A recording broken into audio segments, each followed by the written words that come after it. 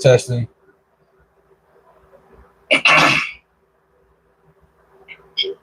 Testing.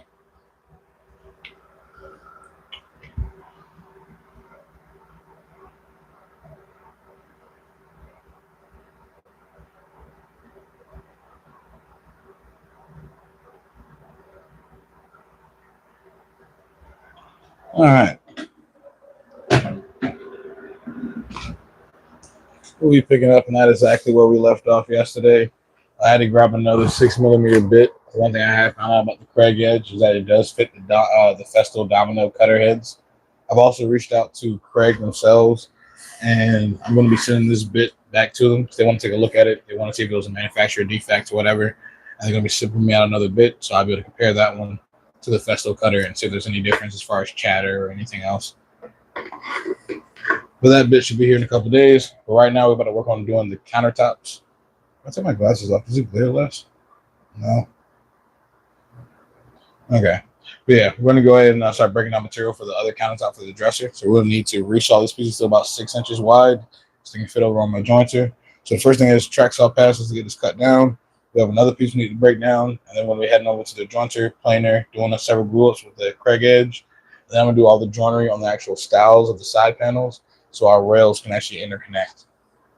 So first step, let's finish breaking down this piece.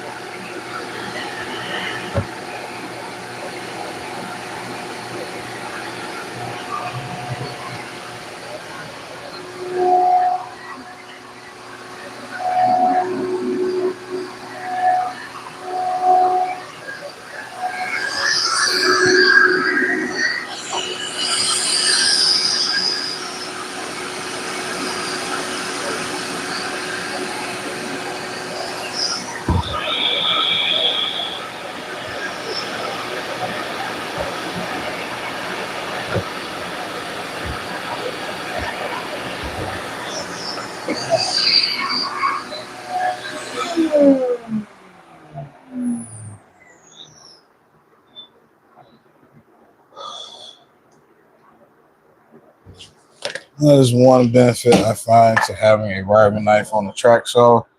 This red oak has been a pain this whole entire process. It seems to want to bind or cut whenever I want to cut into it. Where's my mallet? And even with taking several passes as I work throughout the piece, she still likes to bind up a little bit.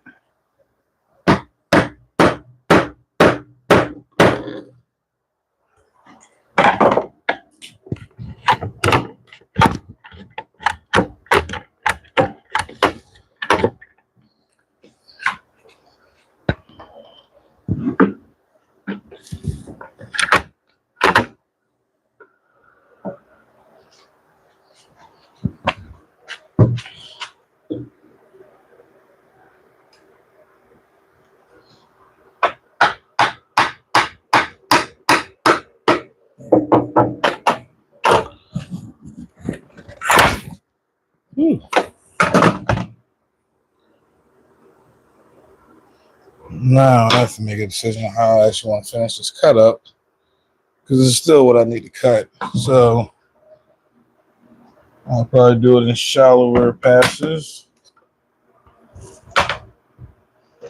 All that I can assume is that was just a little too much to take all in one go. Can't really put a wedge in it because I'm cutting all the way through. Maybe after I get part of the way through the cut, I can throw a wedge behind, but that was at the very beginning of the cut.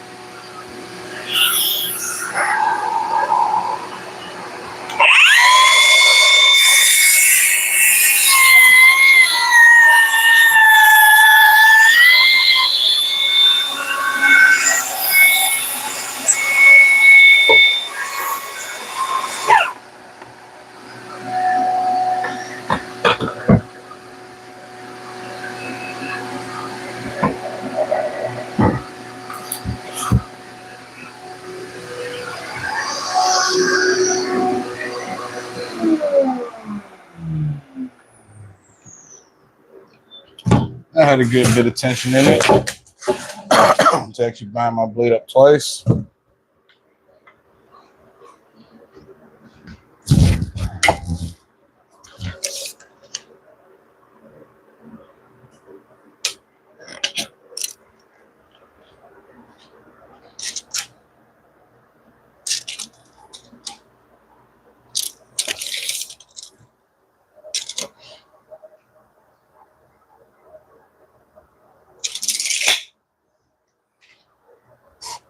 Let's move these two out the way and break down the next piece.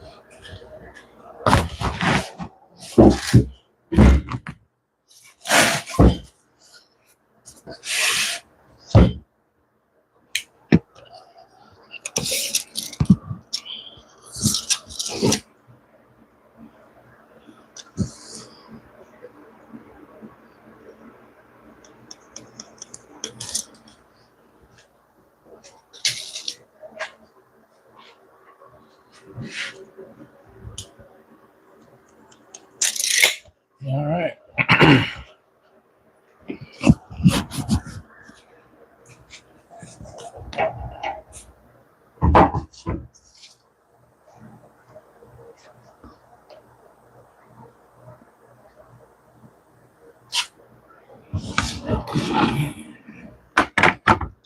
Let's reset my depth and take several passes again.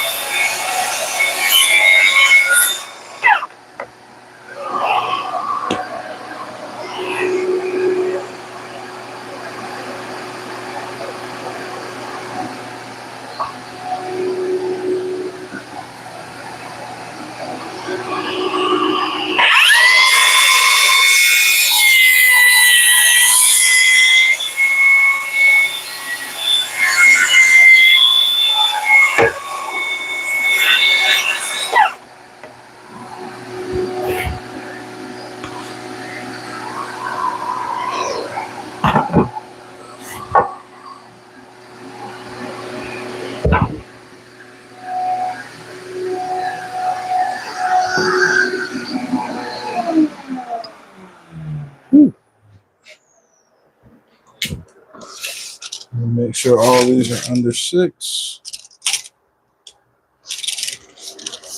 so they can fit over on the jointer. And these will work. We're going to end up jointing and milling these pieces up and then gluing them up with the Kreg edge. So first step, though, once I get these broken down, is to run over to the jointer, mill them. And I'm only going to joint one side on one edge, do a series of glue ups, and then when I end up sending them through the planer on both sides, then doing a final glue up because we're making a countertop that needs to be about 20 inches deep or so. So we're going to end up using 4 pieces, but the goal again is to first glue up so we can stuff it to the planer, plane it down, then final glue up after that.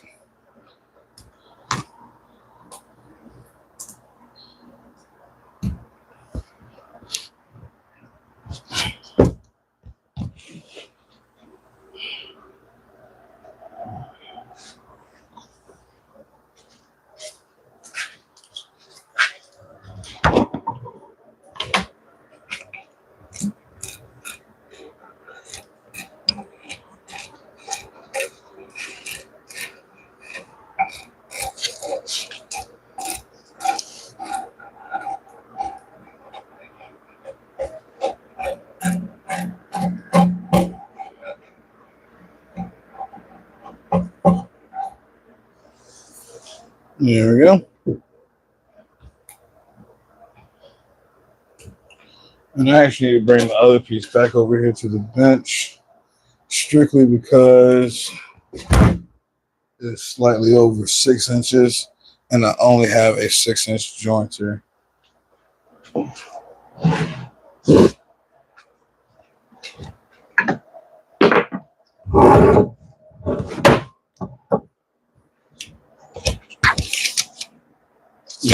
This one's 6 1/4, so I need to trim that one down one more time.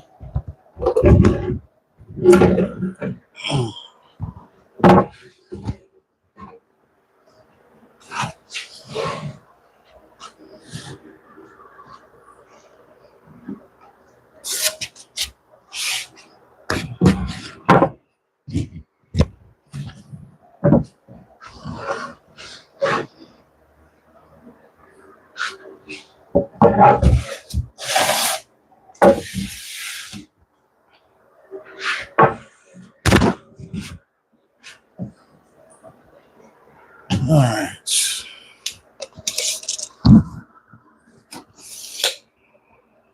I'm probably going to plot the track up there. Nah, I'm measuring.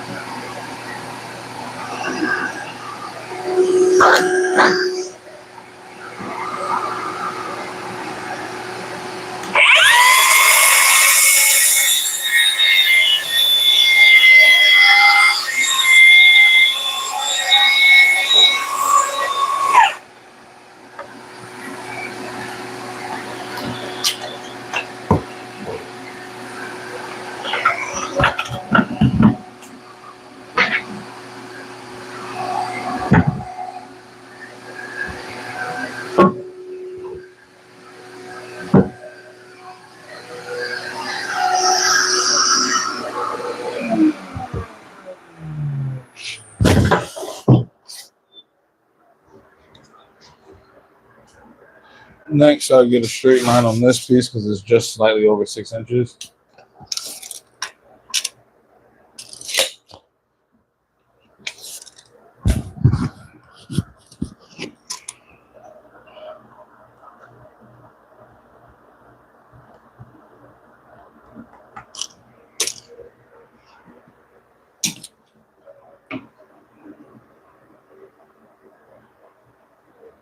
Oh yeah, definitely want to take it in passes. One thing that I've learned, well, at least especially with this red oak, it tends to bind up. And one thing I will say about the Milwaukee track saw, I'm extremely happy that that one does come with the riving knife. So my first track saw, I've seen like the Makita, it doesn't come with the riving knife, and I can see just cutting through this red oak, I've had it bind, and just a little earlier in the stream, saw was completely stuck at the very beginning of the cut on my third. I was still doing passes. It was like the third or fourth pass, the last little bit left, but all the wood wanted to bind up on the blade to where I couldn't remove the blade unless I, threw a chisel in there. So successful passes are really important. And if you are going to get a track saw, I would highly recommend one with a riving knife because, again, if you do have wood that has a lot of figure or tension built up in it, it's good to use that to try to alleviate the pressure on your actual blade. Because, again, if it wasn't a riving knife in there, it would have kicked back right there. And that would have been no fun.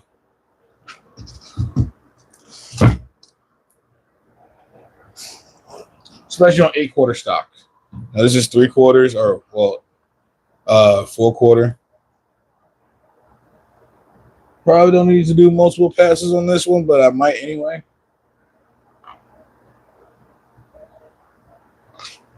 And again, I'm just trying to get it down to size to actually fit on my joiner. No problem. Again, I'm glad I can help.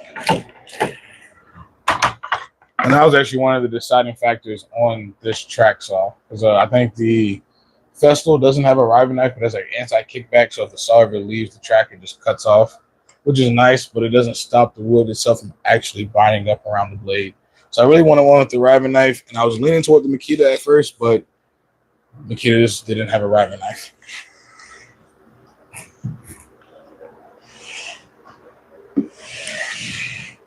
And then I think everybody on YouTube nobody's ever actually pointed out the importance of a riving knife on the track saw.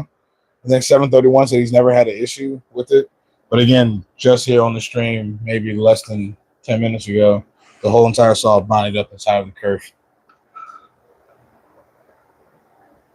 So I highly recommend having a riving knife on a track saw. And if you're going to be using it for breaking down hardwoods, if you're strictly using it for plywood, I'd imagine it's never going to be an issue. But if you're breaking down hardwoods, especially rough sawn hardwood, definitely will want one. No, this one does not have the scoring blade up front. Then the only saw that has that is the Festool, I think TS60 or TS, the bigger one. Then it's the only track saw that has a scoring blade up front. So I guess that would be another reason if you wanted to go with Festool.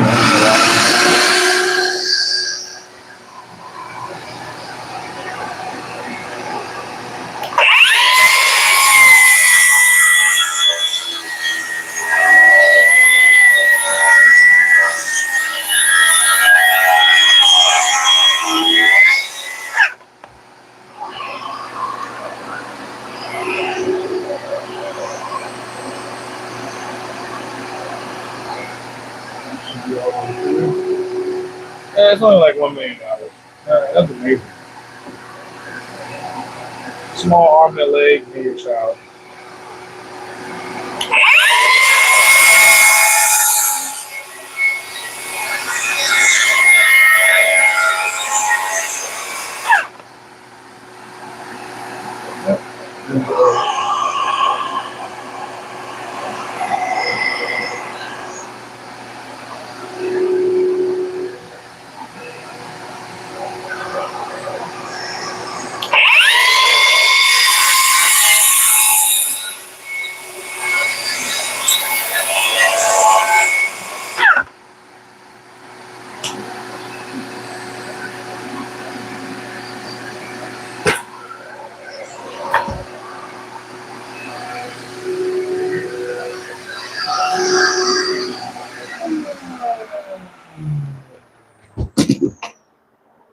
All right, I think we're good to go to the jointed planer. Let me take apart the tracks off, so I don't need to break down anything long for the rest of this process. Yeah, I don't.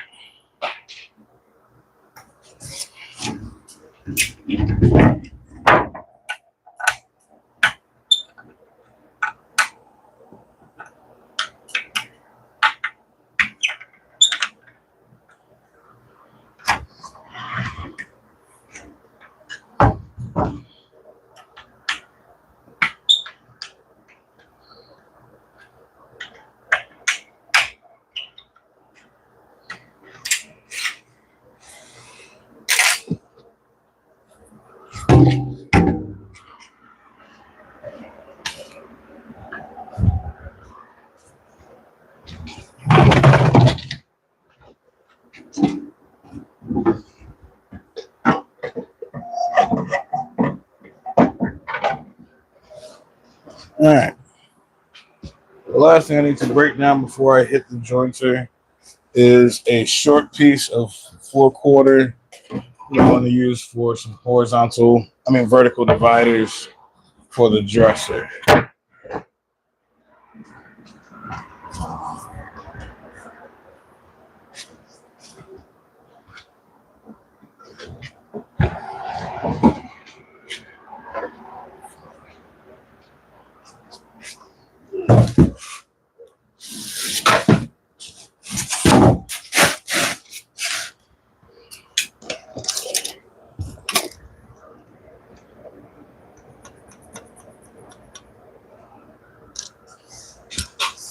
Let me see, how wide is this? 9. I was gonna go 6. I'm not gonna need that much, but it wouldn't hurt to have a bigger piece.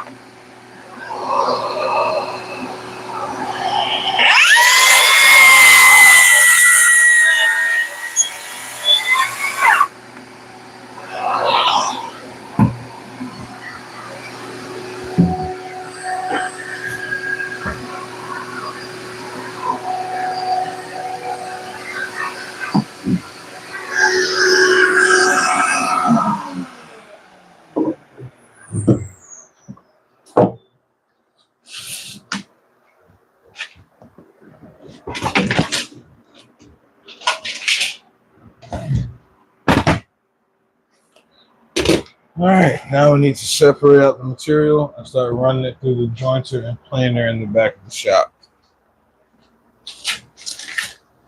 Well, jointer for the tabletop, the planer, I probably will plane down these 4/4 pieces. This is going to be for dividers. I want them to match the same dimensions as the ones we already cut our tendons in for the nightstand. I want the dressers to be exactly the same. So I'm going to mill that up through the planer and jointer. But first thing I'm going to do is joint and mill up the countertop material. I'm going to hop over here to the bench, glue that up. I want to hop back to the planer to mill up the rails.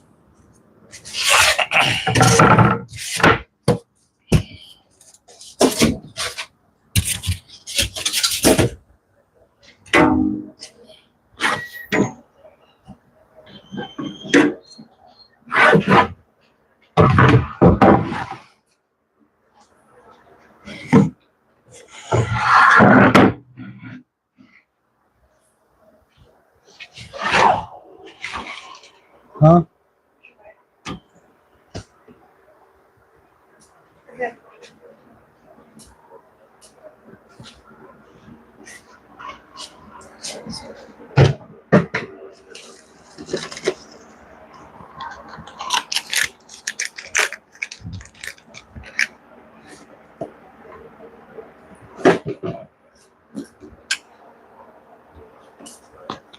was I saying? Oh, yeah, I need to lower the blade.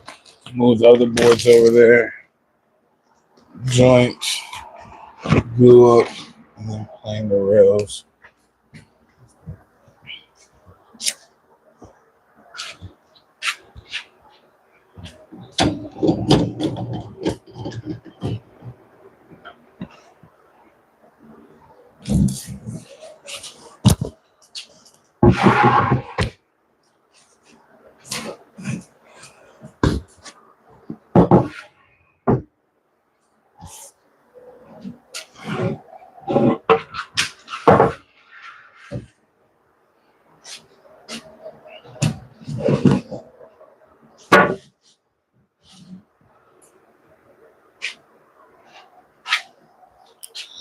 Let me turn the light on back here.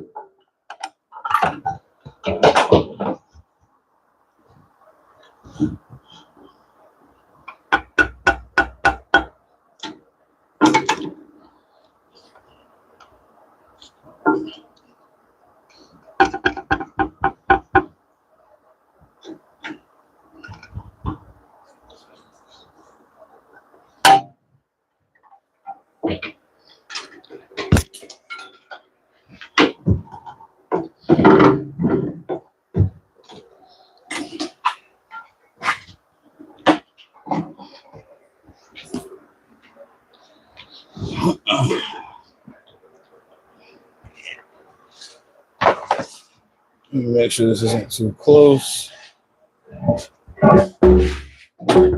It is.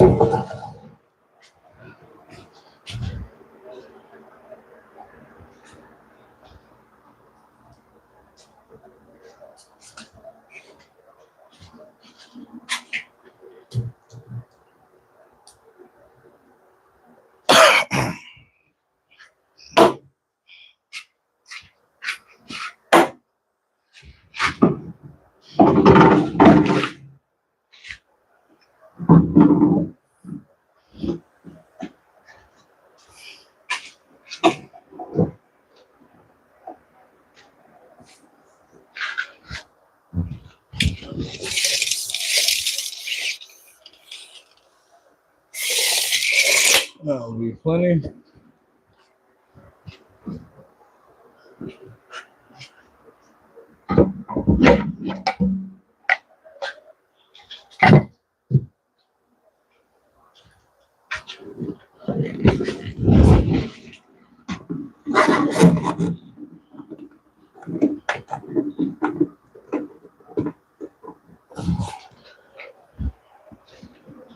Let me grab something to drink, and it'll probably be better for you guys to be on the other end.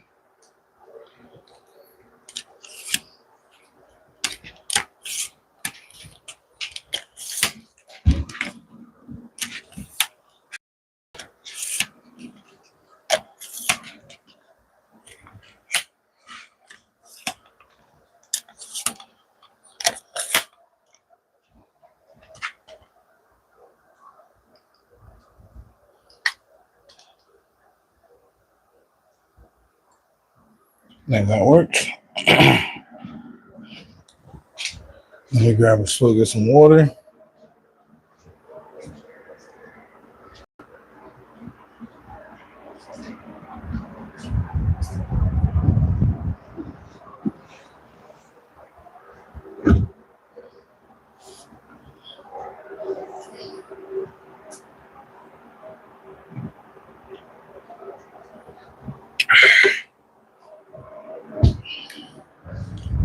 Excuse me.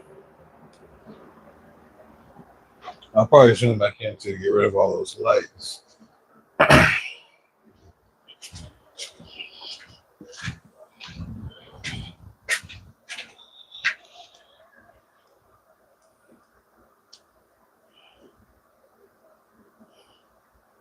There we go.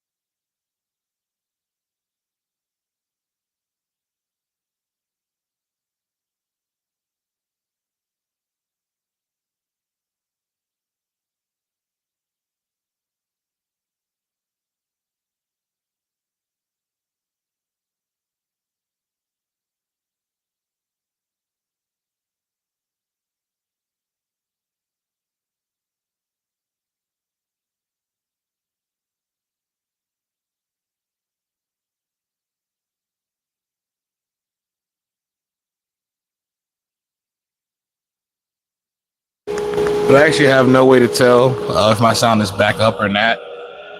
So I'll kind of check with you guys, and I'll try to remember to turn it down when I get on tools, but try to remember to turn it up when I respond to you guys. Also, it'd be nice to know if, like, I just hit the button a few times.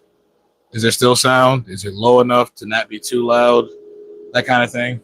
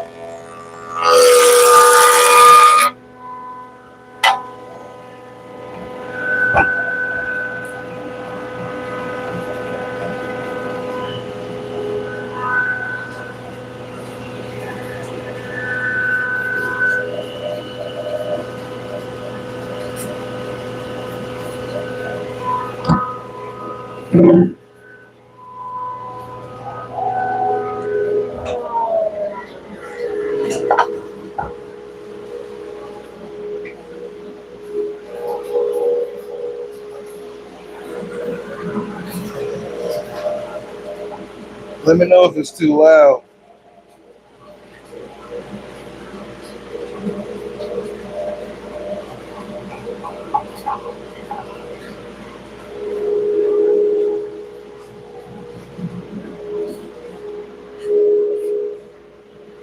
Yeah, just let me know if it ever gets too loud.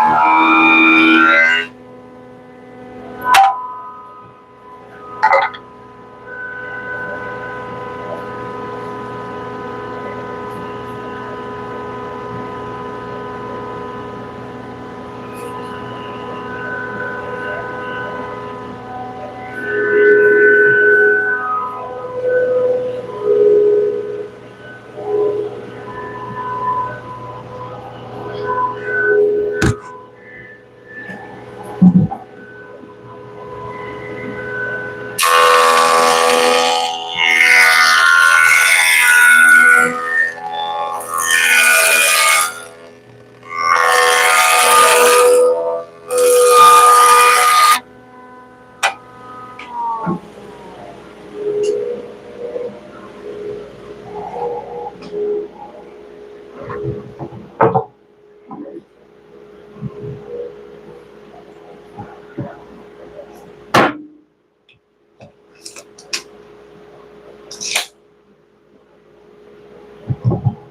how you doing? Thanks for joining in.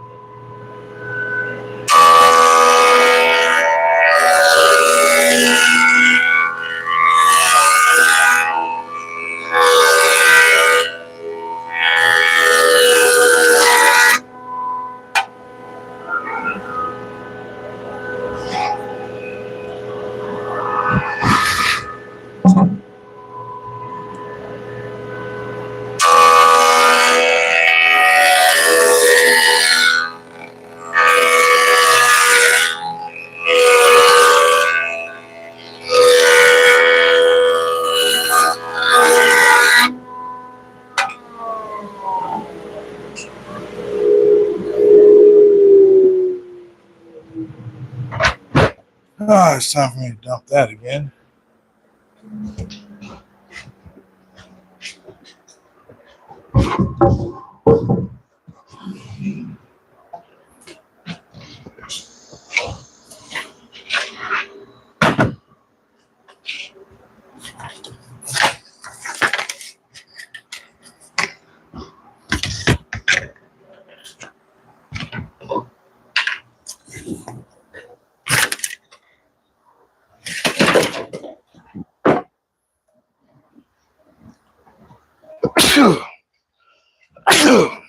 Oh, excuse me.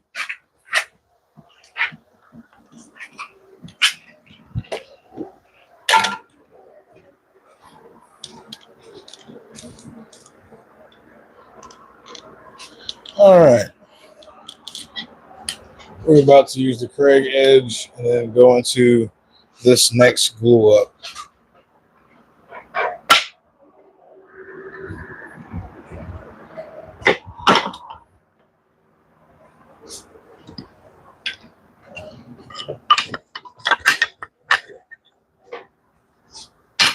And then we're going to hop back into the back.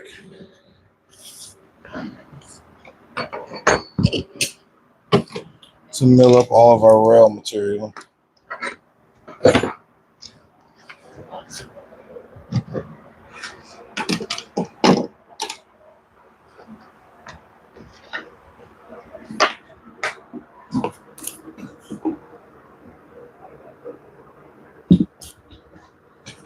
Five, 8 millimeter bit.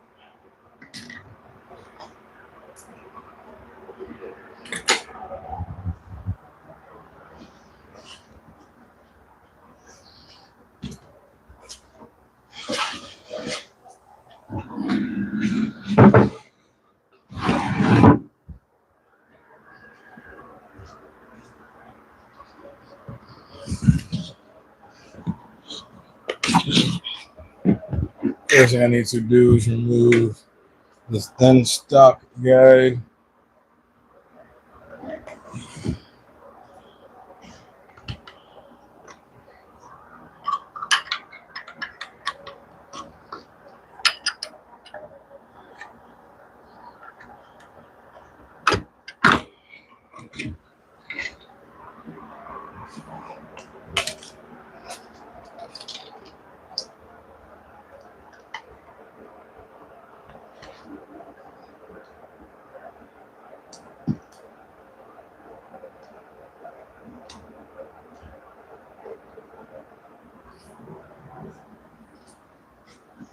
And then I need to change the bit because I'm currently using a 6mm bit. I'm using the 8mm tenons. So we'll switch to our 8mm bit. The edge is really easy to change. There's a little locking button right here to actually lock the spindle. Spin it till it clicks into place. Comes with an onboard wrench. Twist to loosen up. How you doing, Zach?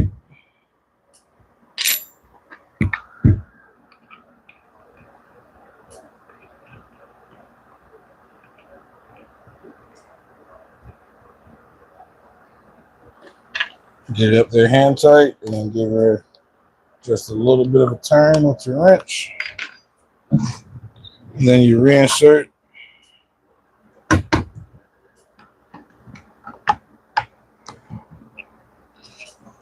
Hit the little lever and she clicks right back into place. Let me put this bit up.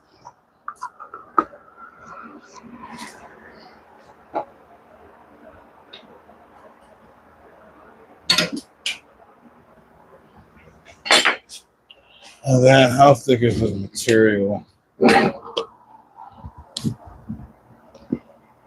If you guys remember, we only jointed one side, so that's gonna be the side that I reference everything. So after I do the glue up, even though the other side isn't jointed, if I reference all of my dominoes or tendons off of this face will end up being perfectly flush.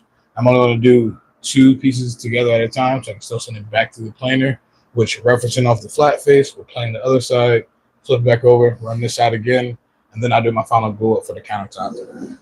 I'm trying to keep it separated so one, I can still use my tooling, being my planer throughout the rest of the build. I could have milled all this down, jointed, planed, had everything finished, and then done a 4-board glue up, but I think I feel a little bit more confident having half of the glue up already flat.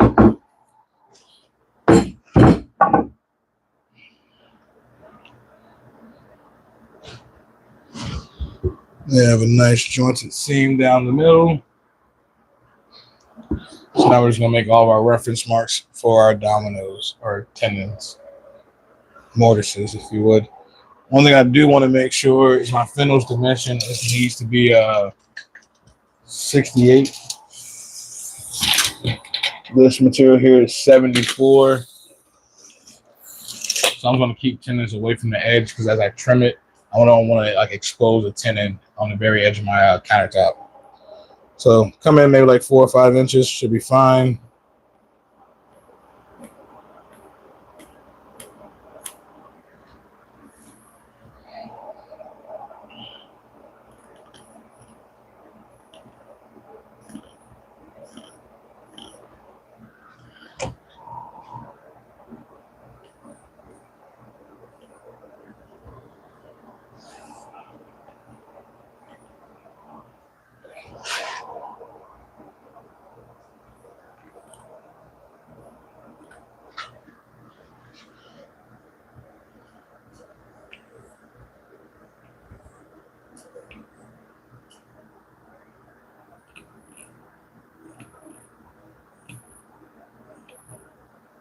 I'm going to do a couple different plunges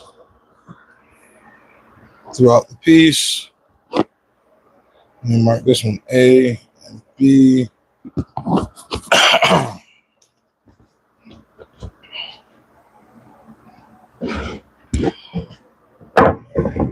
Let's see about how thick the material is.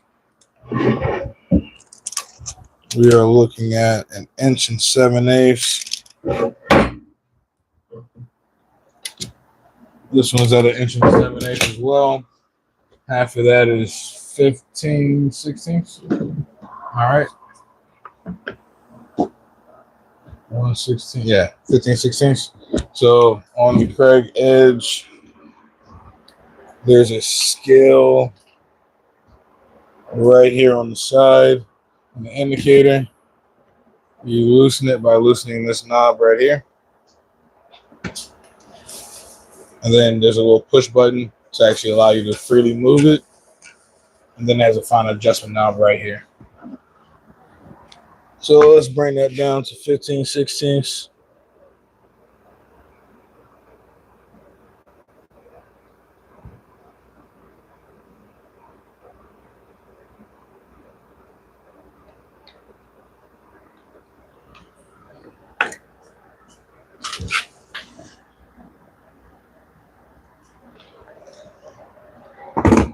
That looks like about there, but then just for reference,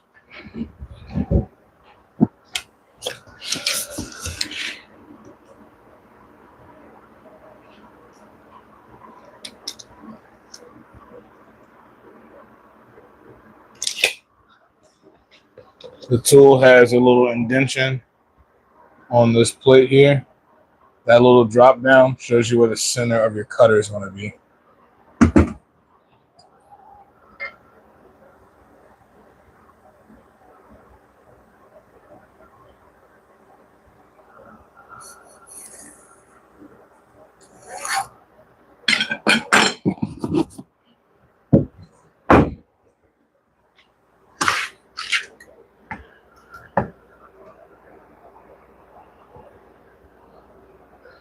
That's where we want her. We have all of our locations, our bits set. Only thing we need to do now is set up to do our plunges. We're going to take a couple bench dogs. One thing is also important, this tool comes with it. Definitely don't want to lose that. It's nice to have. Lock down your fences and all your settings. Install your battery.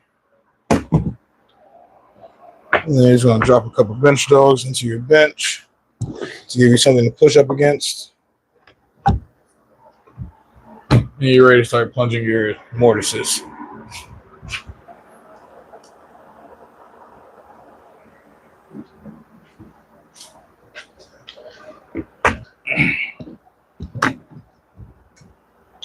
There's a center line indicator right here on the actual fence or on the base plate. So you line that up. There's an on and off switch. You push it on.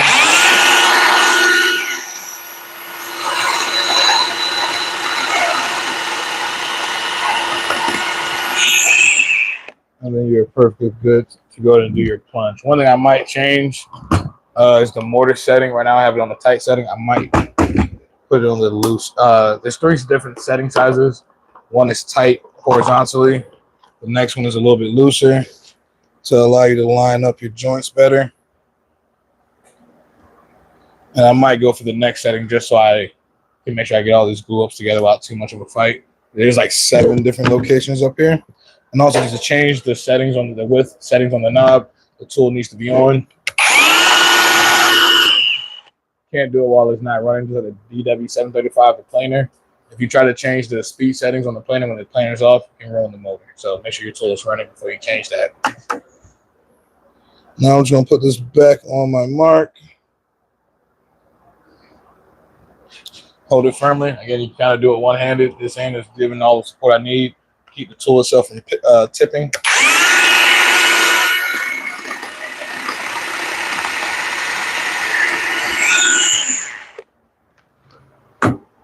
And now I have it in the same location, but I have the ability to slide the tenon left and right.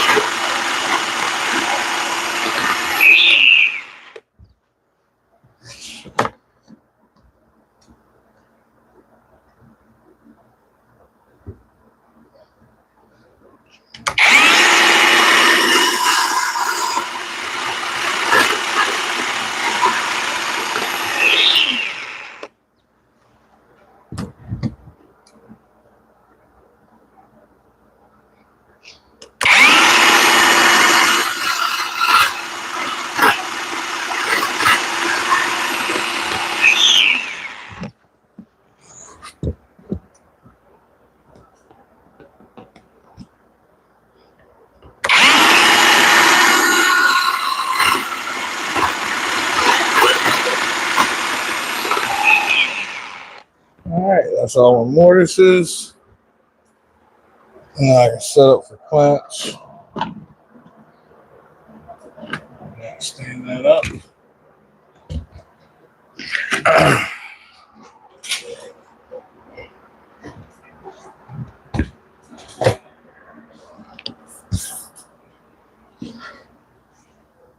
See, how long is this one? This whole thing can pretty much fit on the bench without getting glue on my table saw. So I'll bring out one clamp and bring that over there.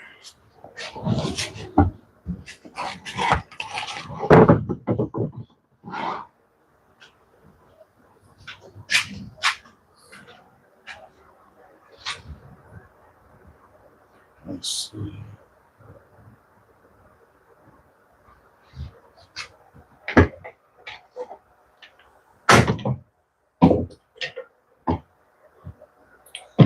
I would also like this whole type glue not to be heavy as fuck.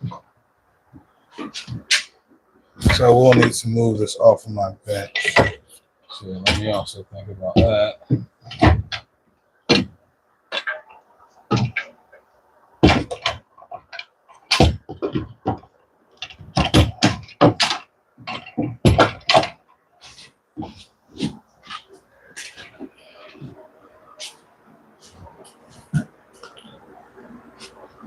I might do this in two separate glues, but that's also going to burn more clamps.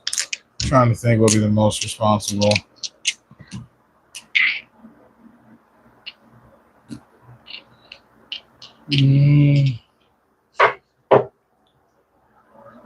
So if I do it all at one time, it's going to be heavy as fuck.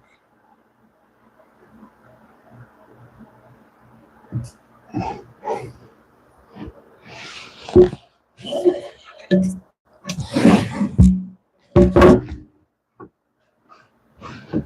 if I do two separate glue ups, I'm going to need a bunch of clamps.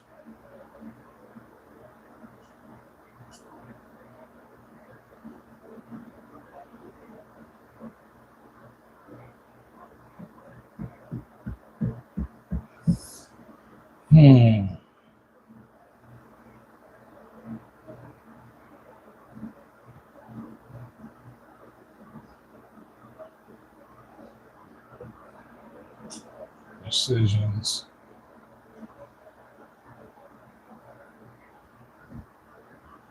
I'm going to try to do it all at once.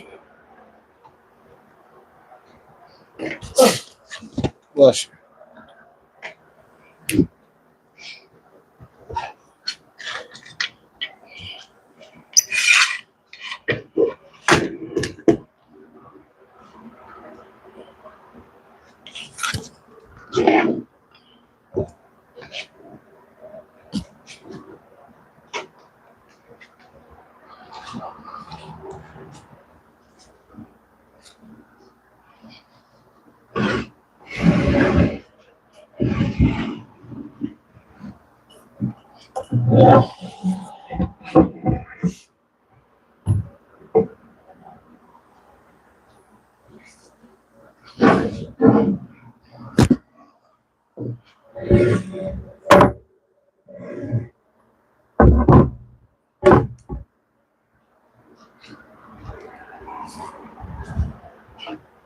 Actually, now look at movies all the way off the bench.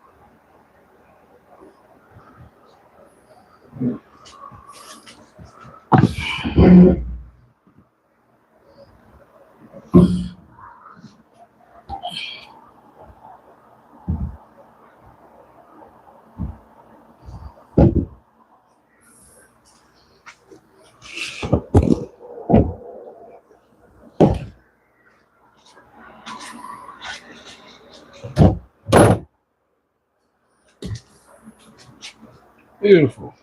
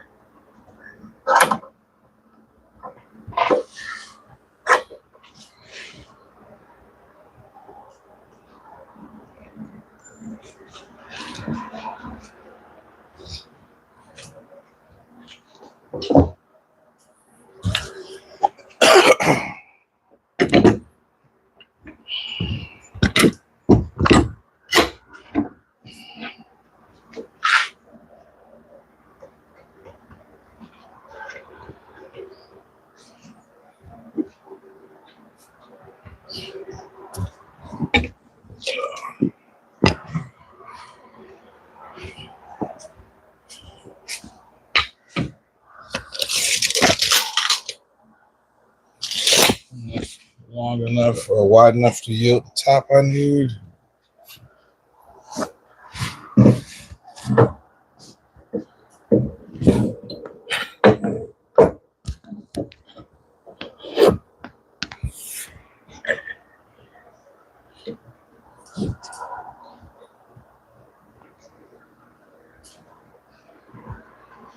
I think that will do.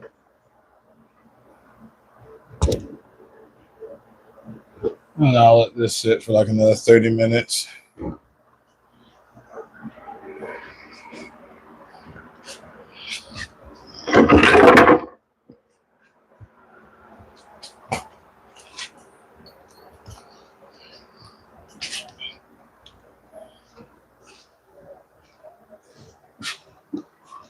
And now we must revisit the jointer.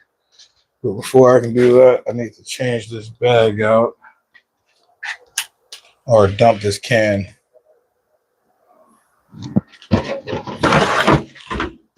So as of right now, I'm not getting much sawdust inside the bag on my dust separator. That's still fairly empty, but at this point, it's gonna start sucking up chips and filling up the bag over there. So it's time to dump this.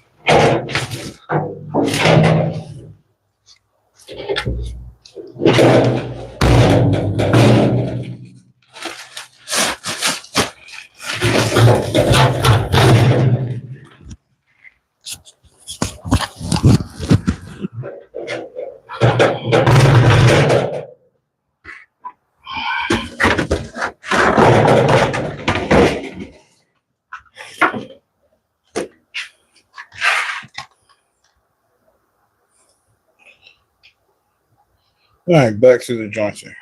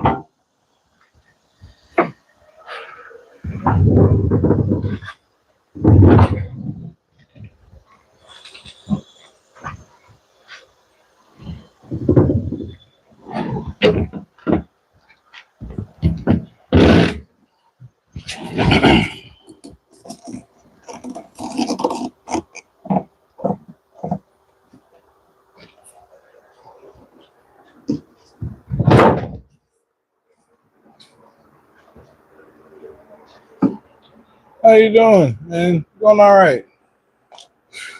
Doing a lot of milling, doing some glue ups. We got the countertop squared away.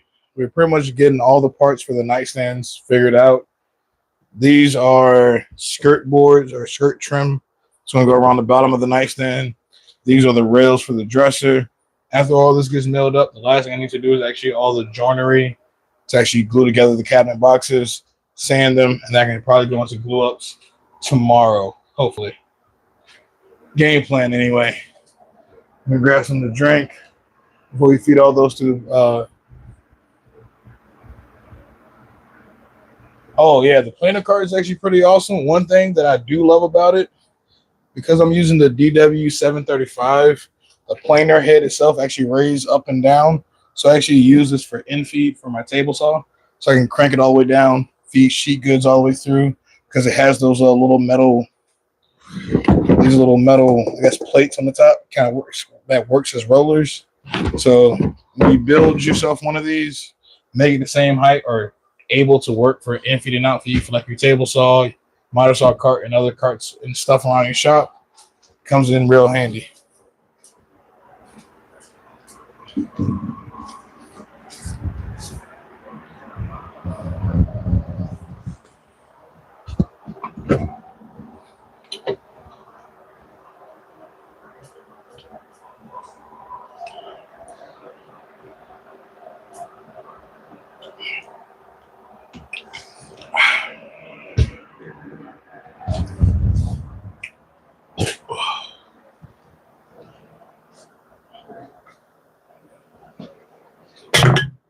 What sort of joiner are you using? You talking for the project I'm currently building, or the project I'm currently building is for a bedroom set, but for the actual build itself, I'm kind of testing out the Kreg Edge.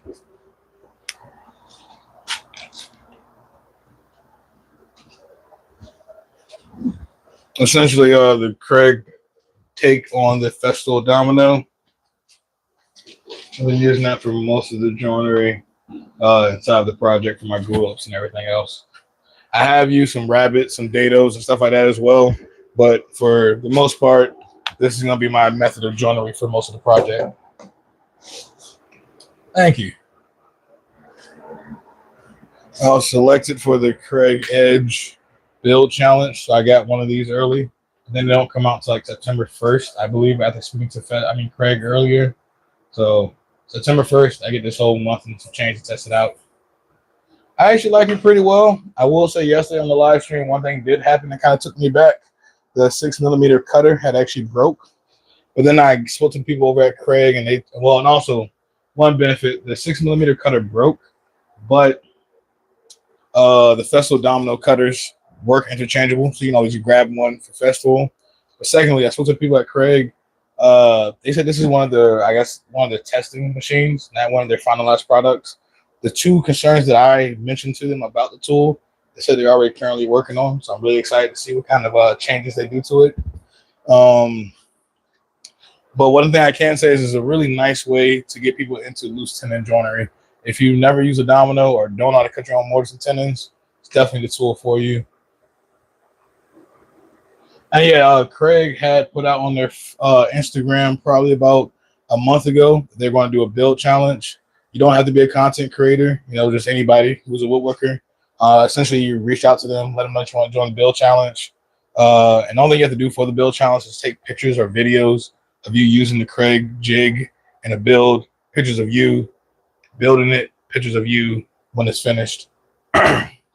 So, because I'm a content creator, I did reach out and say, hey, I would love to be able to use it for the. So I'm currently building a full bedroom set, and I told them I would love to be able to use the Kreg Edge on this project. A great way to test it out. And again, I can document it all throughout my channel and stuff. So I got selected. I'm not sure how many other people are selected.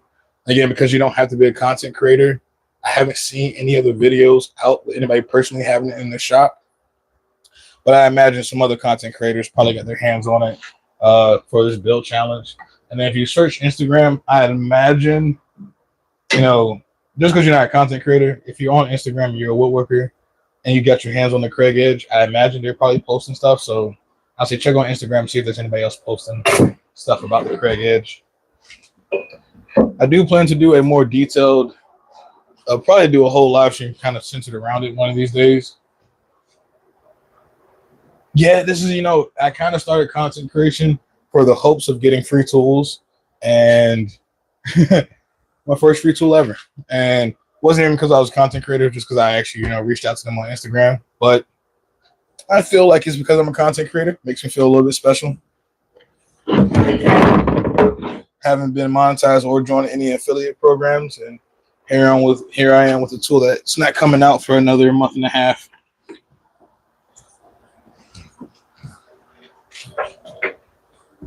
You know, Saw Stop, if you're listening, I would love to test out a saw.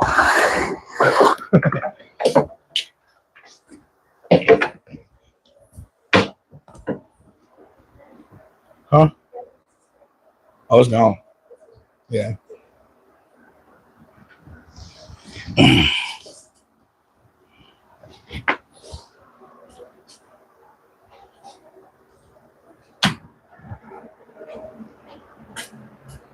Yeah, pretty much. And I want to be honest, so I can actually, well, I'm about to smoke a cigarette, but I'll bring you closer in on the tool. And if you have any questions, I'll definitely feel free to answer them.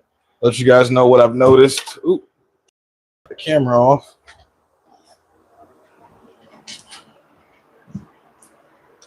So with the tool, two things that I've noticed that I did mention to them. My one concern, probably the biggest, this is an adapter because I don't have a dust hose that directly fits this, but the dust chute has a little bit of play in it. They said, again, this is one of their, not production models, but I forgot what they called it. This is one of the ones they were testing, and kind of sent those out to everybody else who got them. So I'm not sure if I just got one that got a little bit more roughed up. But what they did tell me is that they're working on a better design to actually mount this dust hose. So I'm hoping in the model they put out in September has a better connection here, because I feel like after a while it could break. They do have a screw here to kind of tighten it up, but this is more of the fit inside the housing. As far as the dust collection, when actually using dust collection on it, works pretty awesome. And how am I not monetized at 3,000 subscribers?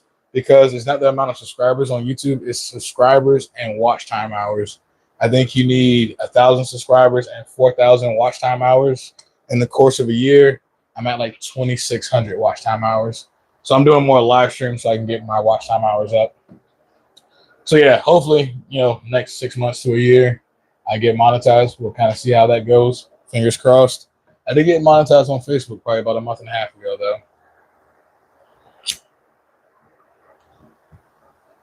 My biggest issue is quality of content. I put out plenty of it. Reconnecting.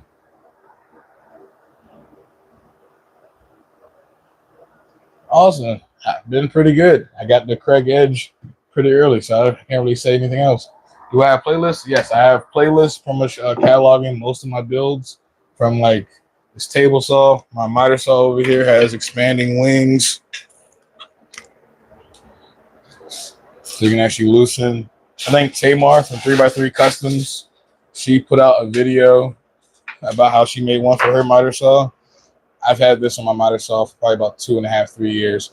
My biggest issue is my quality of my content just doesn't quite speak for the things I build in the shop. So I'm going to be working on that.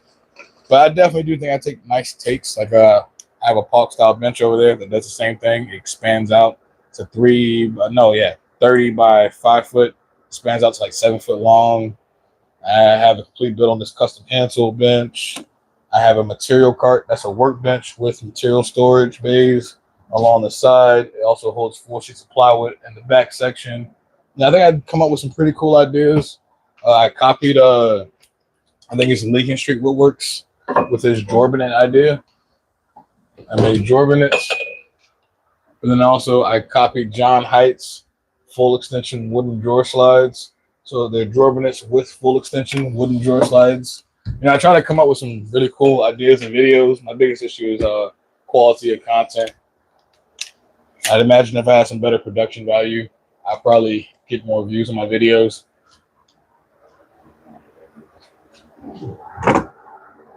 But back to the Kreg Edge. Let's see.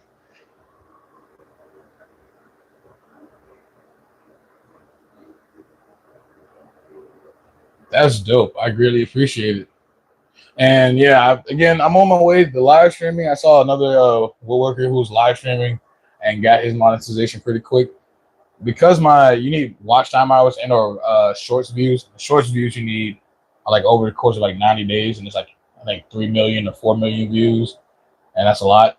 So I decided to go for watch time hours because it's over the course of a full year, and I'm at like 2,600. So I need like another 1,400 watch time hours to not be monetized. I think with my live streams, I'm getting like 25 to 30 watch time hours on average. This one, I didn't get as many views as I normally do, but again, I figured keep doing it, stay consistent with that. Probably the best way for me to get my watch time hours. The second thing I noticed with the Kreg Edge, let me grab.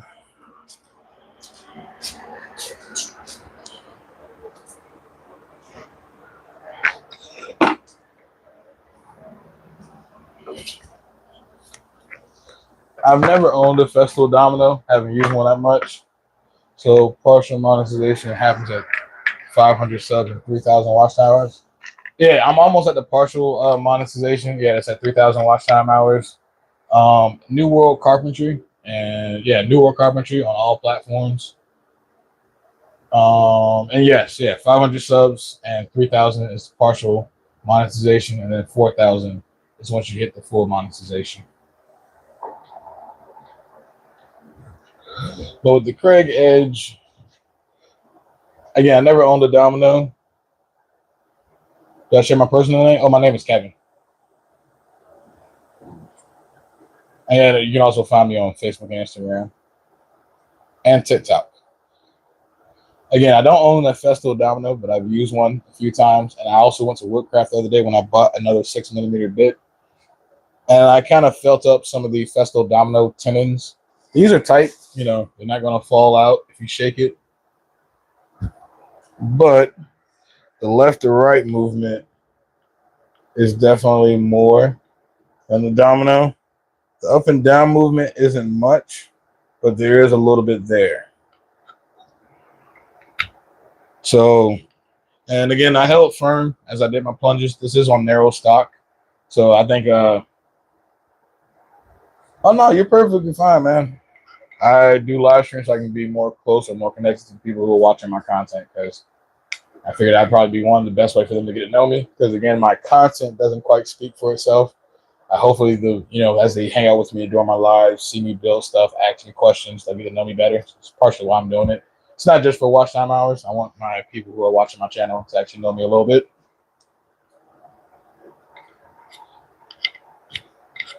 Well, yeah. So, other than the tightness of the tenon, which again, that's one of the things I did ask them about. They haven't messaged me back on that yet. I haven't really noticed any play or slop inside the machine itself. It actually seems fairly well built. Short of breaking that one bit yesterday, that was the only real concern that I've had about the tool since I've had it.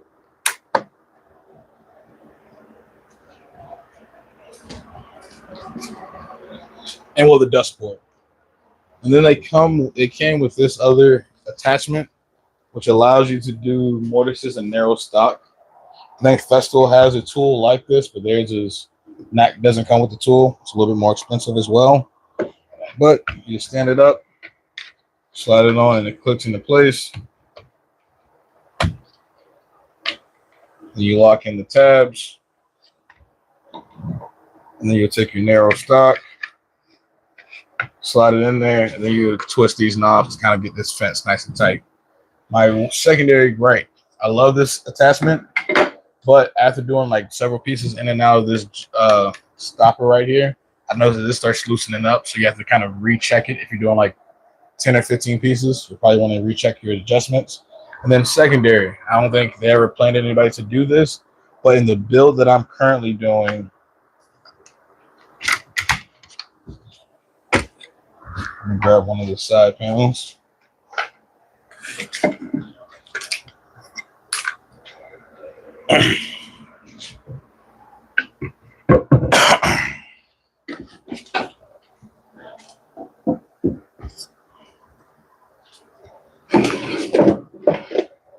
So we're building nightstands and dressers. So this is one of the side panels. And then my rails are going to tenon into the side like so. The narrow stock guide allows you to do the skinny pieces, and you can set the fence to clip around these. Loosen them both. There's a little lever here to help Cam actuate the sliders. So you can bring it over here on top of your piece, clamp it into place, tighten your knobs, and go about your business. The one thing I didn't like is because once you attach this plate, there's no way to actually tighten down your fence at 90 degrees. So when you go into your plunge, it is possible to push backwards. What I did was after I got it centered and figured out how I wanted it, I threw a clamp onto the face of this, onto my side panel, and then I was able to put a hand here and then plunge down like so. But you do have the possibility of leaning it back. So I don't know how they can actually fix it, short of changing this knob. But this gives you plenty of leverage because it's kind of like a lever. It gives you somewhere to actually place your thumb. But like a twist knob, I don't think will give you enough ability to tighten down on it. So I don't really know how else they can change that. But when I spoke to them, that was my one gripe. This knob not allowing me to lock this fence at 90 degrees in this orientation. But the things I do like, that from what I do know about the Festool Domino does not come with the onboard tool. This tool is good for removing this plate. There's two little tabs right here. You push in, pop one side, pop the other side to remove that. And then this tool is also good for changing your bit. So I think having a tool on board is really smart. Something simple to add up there. Whether Festool will do it or not, don't know. And then I also think that Kreg having these cutouts right here for dust to actually fall out of the tool versus clogging it up. The Festool, you have to run dust extraction on it. This one, not so much. And because it's battery powered, it is pretty convenient to not be tied down to a hose and a cord and kind of work around your pieces. So that is a nice feature. But again, sort of that not being able to lock the fence down at 90 degrees with the attachment on it, and the fact that this dust port is a little loose. I do worry that this will break eventually. And the tenon fit. The tenon fit could be tighter, but what I can say is for something like this, when I go to glue everything up, once I have all my tenons in there, again, that's in there. It's not completely loose, and put my rail on it. But to be able to do that, the Festool Domino, you wouldn't be able to do that. It'll be in there tighter.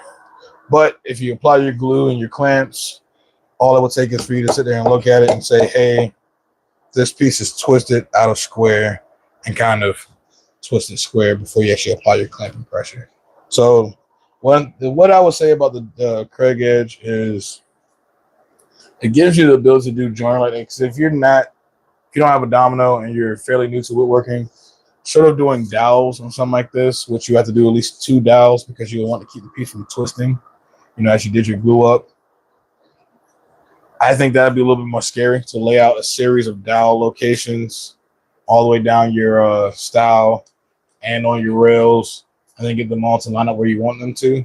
This tool definitely gives a new woodworker the ability to create work pieces like this without having to use pocket screws or, too much hassle. It definitely does make it a lot easier.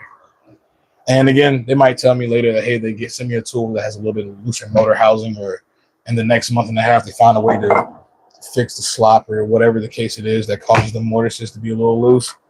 My goal is to be able to, one, let you guys know and also give them feedback on the tool. But again, my personal opinion is if you've never done loose tenon joinery, this tool definitely gives you the ability to cut joints like this to make high-end pieces of furniture without having to have fasteners and stuff everywhere.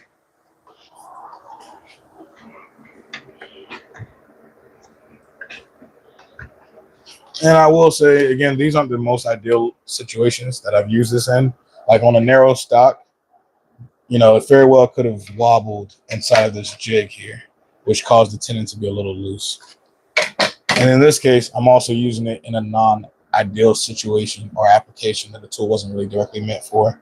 So I'll say in my glue ups though, like for this over here, this panel that I'm making for the countertop, those tenons actually felt fairly tight. Again, not as tight as the domino. The domino, you need like a pair of pliers sometimes to pull it out. But these are all tight, and the alignment on the underside is dang near perfect. So for glue ups, perfectly fine for panels. I think once you get into doing stuff like this, or more intricate joinery with the Kreg edge, the precision might not be as tight a tolerance as the Festool. And I imagine the Festool, so I think when you look at the domino, the dust port is kind of like molded and integrated into the whole side plate. So I wouldn't worry about that ever breaking off. But again, for the cost of this tool, the abilities and the things it allows you to do, I don't think you can beat that. I've been enjoying it. It definitely made this project possible for me. Because again, my original plan was to do all this with dowels, and that would have been, or cut actual mortise and tenons, which would have been a pain in the butt for each one of these rail pieces going into this. I do have a hollow chisel mortising bit for my drill press, so it would have been possible, just wouldn't have been easy.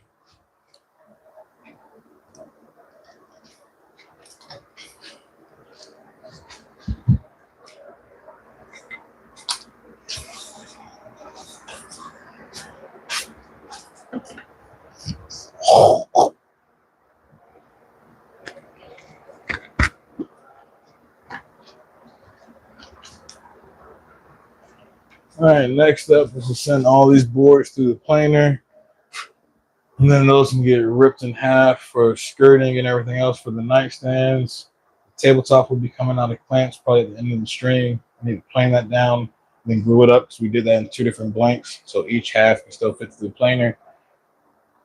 And then I can do my final glue up on that. And then tomorrow I can go into the actual joinery because I've only done the plunges like this on one of the nightstand side panels. I need to do the same plunges on the dresser and then the secondary nightstand. That way I can actually go into sanding everything and doing the final glue ups for all 3 carcasses.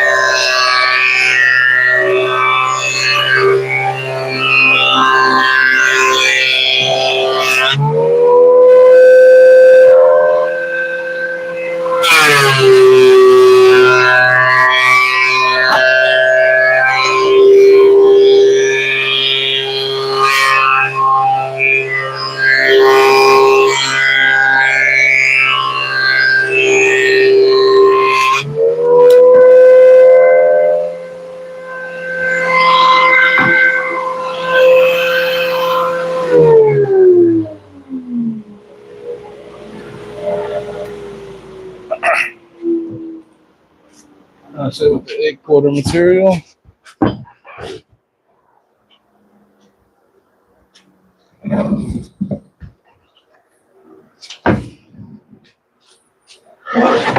Now I need to plane these pieces. The top one is thicker. Now this one's true inch. After jointing, this one is 7/8. So probably like 1, maybe 2 passes on this piece by itself, and then I can run that other one through.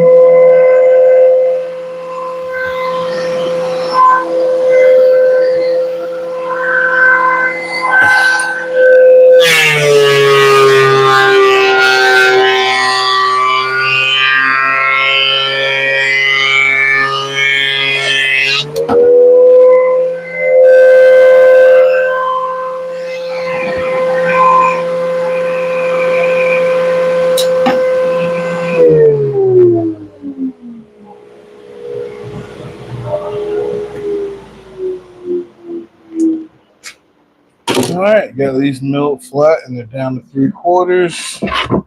So these will make the perfect rails.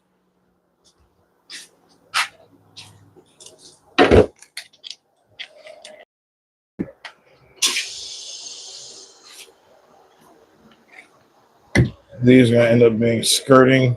That's going to go around the bottom of the nightstands.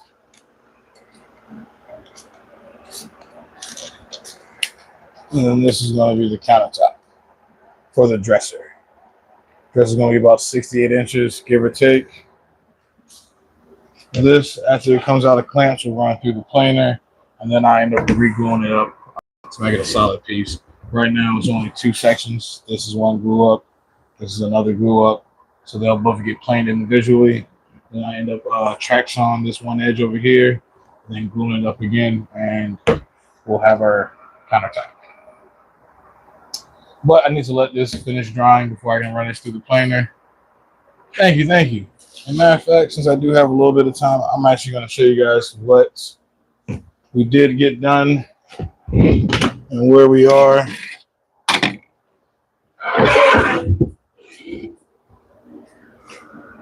So we have two side panels essentially ready to go.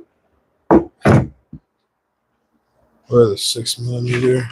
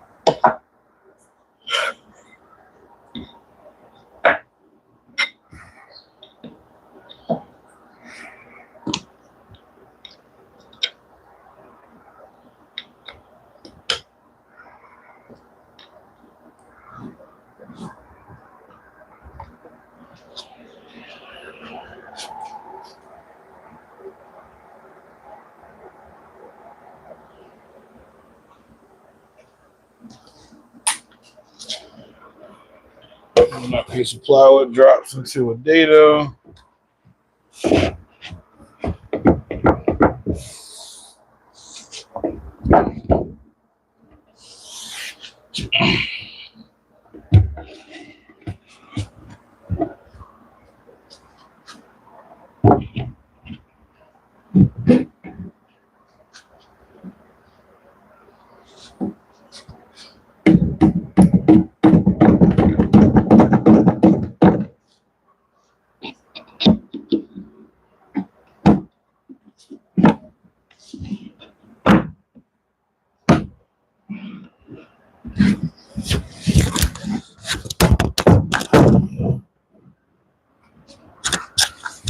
And that's going to be our nightstand.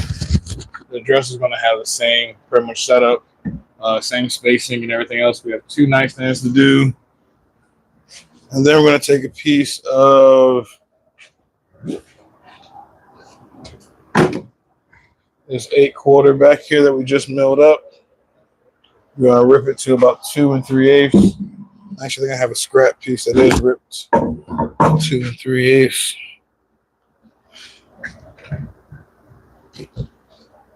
I guess I don't. I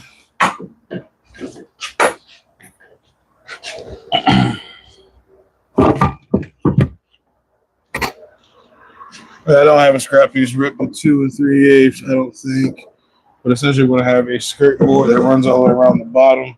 Just want to split this rail right here in half. And then we're going to have the large countertop on top.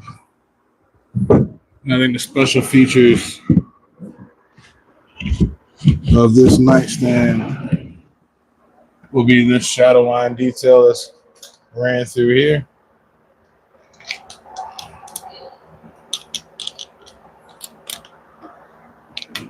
It's going to be on all the side panels.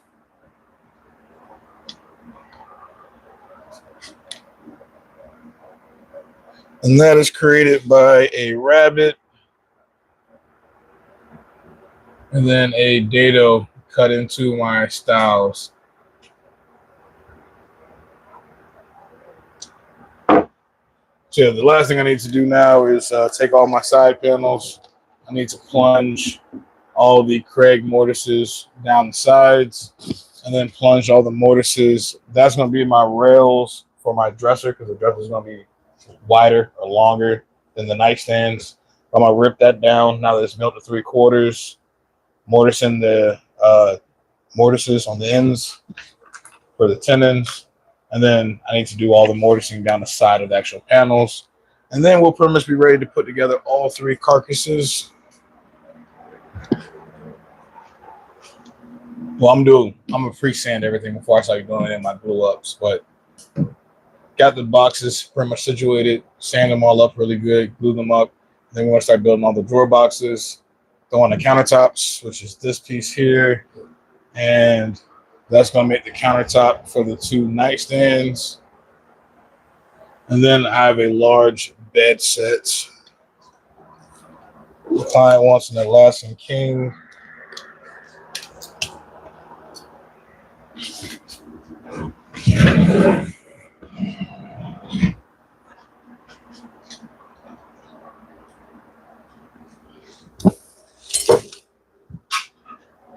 Oh, here are my pieces.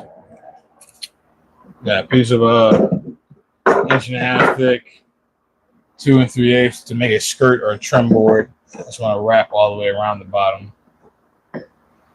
And then I'll probably use like some threaded inserts or something like that to attach some little 3x3 or 4x4 blocks for feet.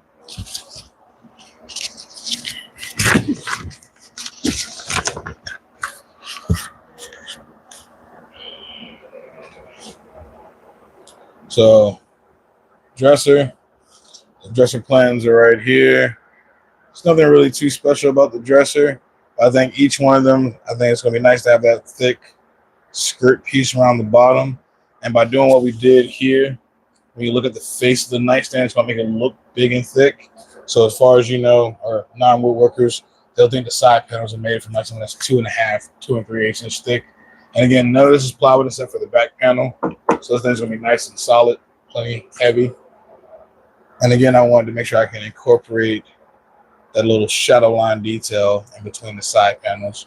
The bed is going to get a really elaborate mirror headboard situation, and that's going to be coming after we get all the nightstands and dressers built, taken to the client's house, strictly because this is an Alaskan King mini, so it's 96 inches wide. The headboard is like 135, and I already have space in my shop to have all of these pieces in here at the same time. But I think that's where we're going to end the stream for the day. I greatly appreciate everybody who hung out with me.